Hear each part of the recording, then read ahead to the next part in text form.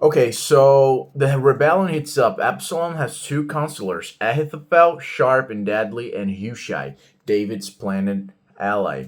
The outcome of their advice will decide the war, and God tips the scales, okay? The first part of the chapter covers Ahithophel's deadly advice. So Ahithophel proposes a swift strike. Let me take, let's say this with his voice. Let me take 12,000 men tonight, pursue David while he is weary, and kill only the king.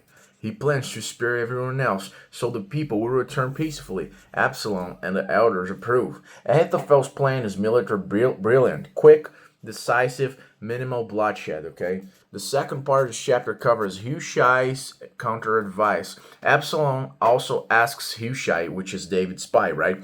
Hushai appeals to Absalom's pride. David and his men are fierce, like a bear robbed of the cup of her cubs. He's too experienced to be caught off guard. Instead of a quick strike, Hushai suggests a massive army led personally by Absalom, okay? Then we'll fall on him like dew, and not one will be left.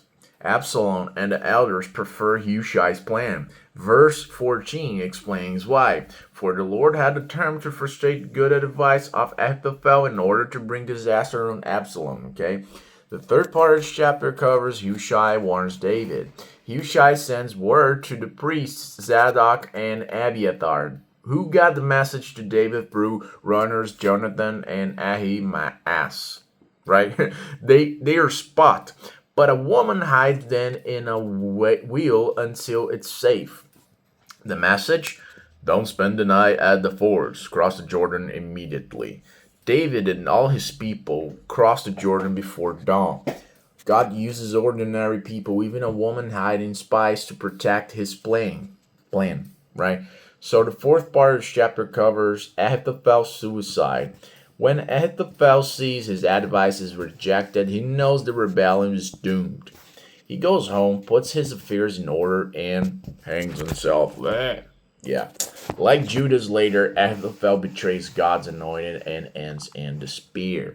The fifth part of this chapter covers David regroups, Absalom advances. David camps at Mahanaim across the Jordan, okay? And Absalom crosses with his massive army led by Amasa, Joab's cousin, right? Meanwhile, allies like Shobi, Machir, and Barzillai bring David supplies, food, bedding, grain, and more.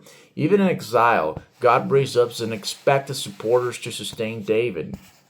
What are the key lessons from this chapter, from the 2 Samuel chapter 17? The first lesson is pride blinds people to wisdom. Absalom liked Hushai's plan because it fed his ego, but it was his downfall.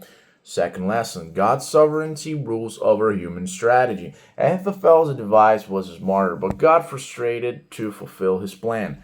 Third lesson, God provides through faithful friends. From a woman with the will to wealthy supporters, God sustained his people in crisis. Fourth part of chapter, Ahithophel's fate warns of emptiness of opposing God's anointed. Ahithophel advises a quick strike to kill David, but Hushai appeals to Absalom's pride and buys David time. God frustrates Absalom's plan. David escapes across the Jordan, and friends provide for him. Ahithophel, seeing the rebellion doom, take his own takes his own life, okay? So in the next chapter, the battle comes. Absalom falls, and David faces his greatest grief.